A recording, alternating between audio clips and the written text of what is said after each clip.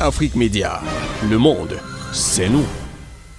La Guinée se trouve aujourd'hui dans une crise post-électorale qu'elle n'a pas choisi de vivre, une crise que toutes les populations ici de Conakry, exactement même aussi de toutes les autres villes du pays, rejettent dans leur très grande majorité. C'est une crise, bien entendu. Nous disons que cette population n'a pas choisi de vivre aujourd'hui une crise qui est orchestrée par l'un des candidats.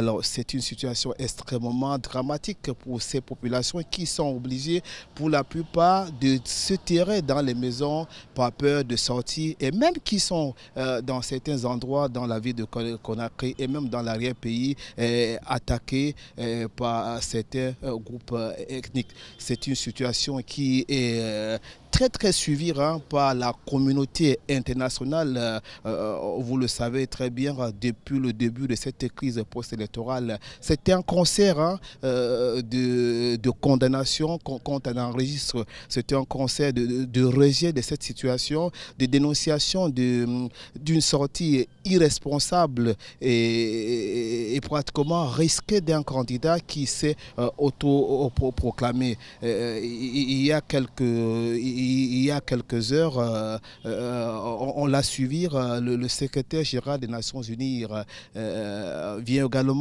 de sortir à travers son porte-parole pour dire toute sa préoccupation sur la situation en Guinée, bien entendu en mettant en garde ce candidat qui a choisi de se mettre en marge de la loi du pays et bien sûr de tout ce que la communauté internationale a demandé à tous les candidats à cette élection de pouvoir suivre. Donc, et même au niveau de la Guinée, c'est une situation qui est suffisamment documentée aujourd'hui. On est en train de suivre la situation de près et pour pouvoir, nous ne manquerons pas peut-être de le dire, de prendre des mesures qui s'imposent pour ce candidat qui a choisi jusqu'à 7 heures encore de ne pas attendre la CENI qui doit proclamer les résultats, de ne pas aussi de reconnaître ces résultats qui seront proclamés par la CENI.